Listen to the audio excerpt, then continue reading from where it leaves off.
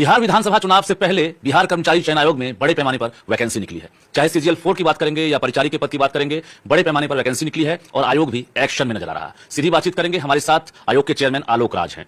Sir, क्या लग रहा है, बड़ी चुनौती भी होगी क्योंकि आगे आचार संहिता है, कई बड़े पद पर जो है वैकेंसी निकाली गई है और बड़े पैमाने पर निकाली गई। कर्मचारी चयन आयोग निरंतर राज्य में परीक्षाएं आयोजित करना और परीक्षा फल के आधार पर नियुक्ति का प्रस्ताव देने के मार्ग पर अग्रसर है। इस वर्ष हमने 3 परीक्षा अभी तक आयोजित कर ली है, जिसमें मैं यदि डिटेल बताऊं तो साइंस एंड टेक्नोलॉजी डिपार्टमेंट के परिचारी पद के लिए, कल्याण व्यवस्थापक के पद के लिए और क्षेत्र सहायक के पद के लिए परीक्षाएं लिखित परीक्षा OMR के माध्यम से आयोजित हो चुकी हैं। इन सभी परीक्षाओं का परीक्षाफल शीघ्र ही हम लोग देंगे। इसके अतिरिक्त कर्मचारी चयन आयोग ने 2 बहुत ही महत्वपूर्ण परीक्षाओं का विज्ञापन प्रकाशित किया है। एक है 4th CJL चतुर्थ स्नातक स्तरीय संयुक्त प्रतियोगिता परीक्षा, जिसमें लगभग सहायक प्रशाखा पदाधिकारी के 1064 पद और 6 विभागों के कुल 1481 पदों पर नियुक्ति हेतु परीक्षा का आयोजन किया जाएगा। इसके अतिरिक्त कार्यालय परिचारी विशिष्ट की संयुक्त प्रतियोगिता परीक्षा भी आयोजित करने के लिए विज्ञापन प्रकाशित किया जा चुका है, जिसमें कुल 3727 पदों पर नियुक्ति हेतु परीक्षा ली जाएगी। शीघ्र ही आयोग अन्य विज्ञापनों के प्रकाशन की दिशा में कार्यरत होगा, जिसमें 450 रिक्त पदों हेतु स्टेनो, आशुलिपिक, आशु टंकक की नियुक्ति हेतु विज्ञापन प्रकाशित किए जाएंगे। और इसके अतिरिक्त द्वितीय इंटर स्तरीय संयुक्त प्रतियोगिता परीक्षा जो लंबित थी, जिसमें 12,199 रिक्तियां पूर्व से घोषित हैं, इनमें 10,000 लगभग और रिक्तियां भी समावेशित की जाएंगी। तो ये बहुत बड़ी संख्या में रिक्तियां सरकारी नौकरी में आई हैं और कर्मचारी चयन आयोग का ये संकल्प है, हम प्रतिबद्ध हैं कि हम विज्ञापन प्रकाशित करने के उपरांत हम लोग इस परीक्षा को बिल्कुल ही अच्छे ढंग से आयोजित करेंगे, जिससे बिहार के मेधावी छात्र छात्राओं को नौकरी में आने का अवसर मिलेगा। अभी कहा जाता है कि जो कर्मचारी चयन आयोग है, इसमें जब भी वैकेंसी निकलती है तो आंकड़ा जो है 15 लाख 20 लाख के पार कर जाता है। तो इस बार भी क्या उम्मीद है आपको? चूंकि परिचारी का हम देख पा रहे हैं वो फॉर्म निकल चुका है, इधर सीजीएल 4 को लेकर भी विज्ञापन जारी कर दिए गए हैं, उसकी भी एक तरह से अब लोग जो है अप्लाई उसका करेंगे। क्या लग रहा है कि 15 लाख फिर पार करेगा? हम आप बिल्कुल सही कह रहे हैं। परिचारी की परीक्षा हेतु लगभग 24 लाख एप्लीकेशन प्राप्त हुए हैं, जिसके लिए परीक्षा की तैयारी की जा रही है। और सीजीएल में जो संयुक्त प्रतियोगिता परीक्षा स्नातक स्तर की होती है, उसमें भी संभावना है कि 10-12 लाख से कम उसमें कैंडिडेट नहीं होंगे। और जैसा कि आपने कहा कि आचार संहिता भी लग जाएगा 1 महीना या 1.5 महीना के आसपास, तो हमारी ये कोशिश है कि उसके पहले हम विज्ञापन की जो प्रक्रिया है वो पूरी कर लें और जो रिजल्ट हमारे पेंडिंग है हम उन रिजल्ट्स पर काम करेंगे। और आचार संहिता लगने के उपरांत तो स्वाभाविक है कि वो कार्रवाई बंद हो जाएगी, लेकिन उसके पहले हमारी ये कोशिश होगी कि जितना रिजल्ट हम तैयार कर सकते हैं और जितना रिजल्ट हम निकाल सकते हैं वो हम निकाल लें। एक बार आचार संहिता समाप्त जब होगी तो उसके बाद सारी तैयारियां हमारी पूर्ण रहेंगी, तो जिसके कारण हमें आयोग को परीक्षा शीघ्र संचालित करने में, शीघ्र कराने में आसानी होगी। मतलब ये समझा जाए कि जो अभी आप विज्ञापन निकालने वाले हैं परिचारी के लिए, परिचारी विशिष्ट के लिए या सीजीएल 4 के लिए, तो उसके इम्तिहान अभी जो है आचार संहिता से पहले ले सकते हैं? नहीं, उसकी परीक्षा आचार संहिता के पहले नहीं हो पाएगी, क्योंकि उसमें मैंने आपको बताया कि 24 लाख कैंडिडेट है। तो 24 लाख कैंडिडेट को सेंटर अलॉट कराकर एग्जाम कराने के लिए जो समय अवधि चाहिए, वो समय अवधि अभी फिलहाल नहीं है, क्योंकि अगले माह फिर दुर्गा पूजा का त्यौहार है और उसके बाद संभावना यह है कि आचार संहिता घोषित हो जाएगी। तो हमारी ये कोशिश है कि हम परीक्षा लेने के पहले का जो काम है, प्री एग्जामिनेशन वर्क जो हमारा होता है, वो हम पूरा कर लें और जैसे ही चुनाव के बाद आचार संहिता समाप्त होती है हम तुरंत एग्जाम कंडक्ट करा दें। एक चूंकि जिस कुर्सी पर आप बैठे हैं ये चेयरमैन की कुर्सी है और यहाँ पर आकर आप रिव्यू किए होंगे, तो काफ़ी कुछ पीछे लग रहा है कि छूट गया है। जो चीज़ें समय पर होनी चाहिए थी वो नहीं हुई और जो अभ्यर्थी हैं जिन्होंने इम्तिहान दिया उनका रिजल्ट जारी नहीं हो रहा था, बहुत सारी चीज़ें आप देख रहे हैं कि रखे हुए हैं। तो एक बड़ी चुनौती है, हम बार बार कह रहे हैं, क्योंकि बिहार कर्मचारी चयन आयोग में कोई कैलेंडर काम नहीं कर रहा है। तो ऐसा कोई कैलेंडर भी आप तैयार करेंगे जो ऐसा लगे कि कोई टाइम फ्रेम आप तय कर रहे हैं, लक्ष्य लेकर आप चल रहे हैं? नहीं, बहुत ही अच्छा सार्थक प्रश्न है आपका। मैं ये मानता हूं कि विगत वर्षों में जितनी परीक्षाएं होनी चाहिए थी वो हो नहीं पाई, लेकिन मैं लगभग 7 महीने मेरा यहाँ आयोग में हो गया और मैंने कहा कि इन 7 महीनों में मैंने 3 परीक्षाएं आयोजित की हैं। और अब मेरा मुख्य उद्देश्य यह है कि जो परीक्षाएं मैंने आयोजित कर ली है या आयोग ने आयोजित कर ली है, उन परीक्षाओं का रिजल्ट हम शीघ्र दे दें। और मुझे पूरा यकीन है कि कोड ऑफ कंडक्ट लगने के पहले हम रिजल्ट उसका निकाल पाएंगे। और कितने रिजल्ट पेंडिंग हैं लगभग जो अभी तो जो लास्ट ईयर एक एग्जाम हुआ था परिचारी का, उसमें 2 जिलों को छोड़कर, गया और सिवान को छोड़कर 25 जिलों के कुल 958 कैंडिडेट्स का परीक्षाफल अभी मेरे कार्यकाल में प्रकाशित हुआ है। इसके अतिरिक्त माननीय सर्वोच्च न्यायालय द्वारा पारित न्यायादेश के अनुपालन में नगर प्रबंधक के 25 कैंडिडेट्स का परीक्षाफल प्रकाशित किया गया है। और जैसा कि मैंने बताया कि 3 परीक्षाएं हम लोगों ने अभी ली है। एक हम लोगों ने लिया है 11 मई को परिचारी का, एक लिया था 29 जून को कल्याण व्यवस्थापक का और एक लिया था क्षेत्र सहायक का 10 अगस्त को।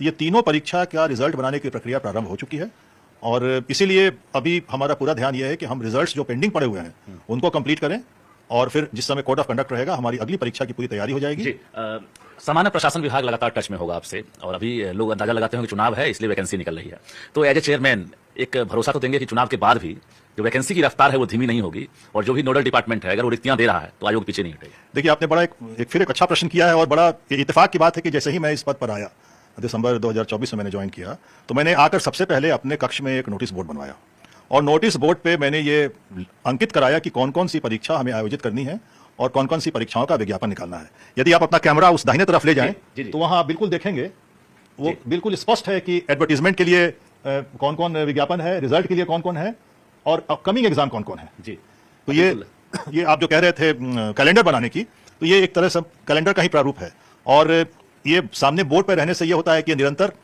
मुझे याद रहता है और हमारे सदस्यों को भी याद रहता है कि ये हमें कराना है, और समीक्षा करने में आसानी होती है। तो इसी कारण से हम लोग 7 महीने में ही 3 परीक्षा हम लोगों ने संचालित किया, और इस वर्ष मुझे पूरा यकीन है कि कम से कम एक और बड़ी परीक्षा हम जरूर संचालित कर लेंगे।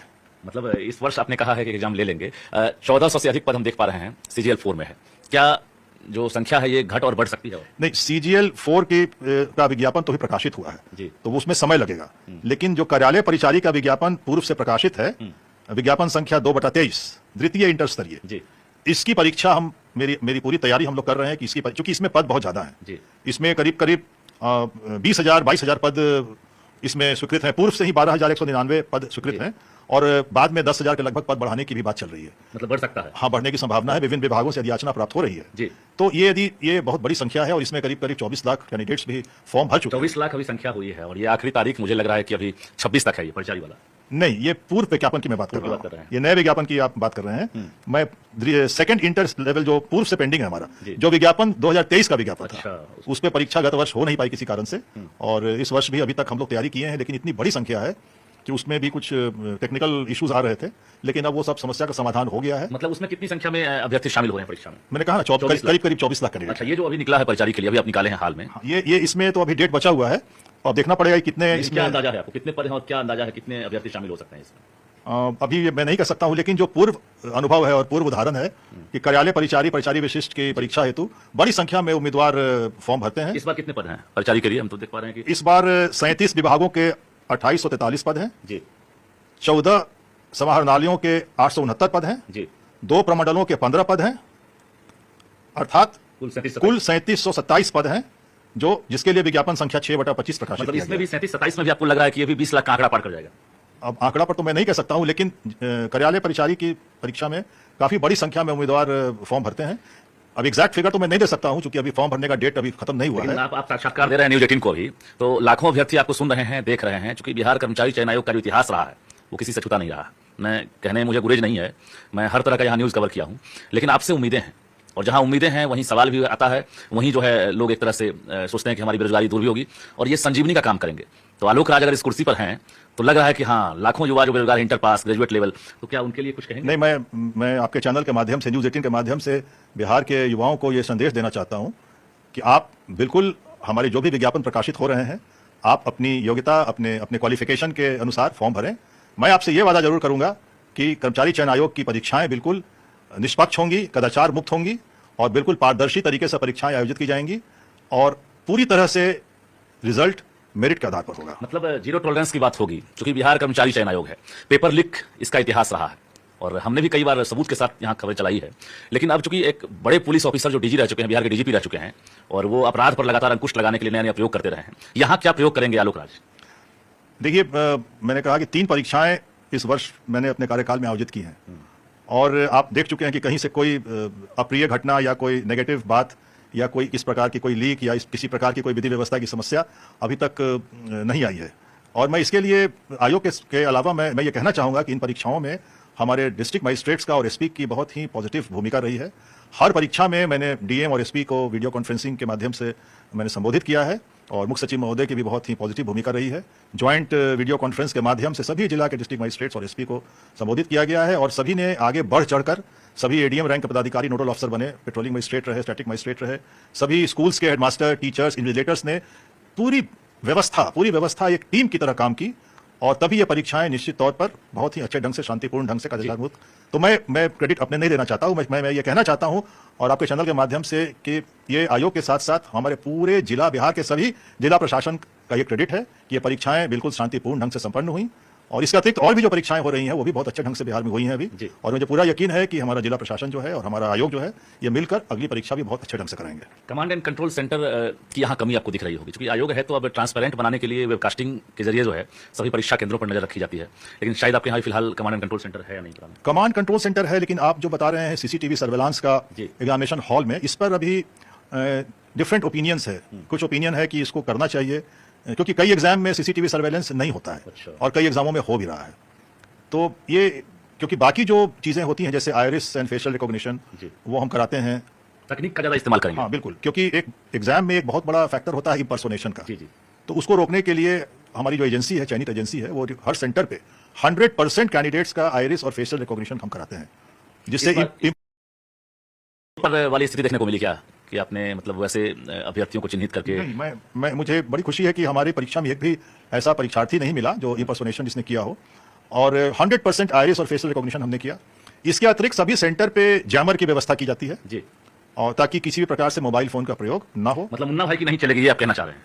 नहीं, मुन्ना भाई और परीक्षा माफिया दोनों को मैं सख्त संदेश देना चाहता हूं कि यदि कोई परीक्षा माफिया या कोई मुन्ना भाई ये सोच रहा है कि परीक्षा में वो हस्तक्षेप करेगा, सेंधमारी करेगा, तो वो बिल्कुल वो भूल जाए इस चीज को, क्योंकि हम लोग बिल्कुल सख्त कार्रवाई करेंगे और पुलिस प्रशासन, जिला प्रशासन सभी इस पर सजग हैं। आयोग इस पर बहुत सख्त है।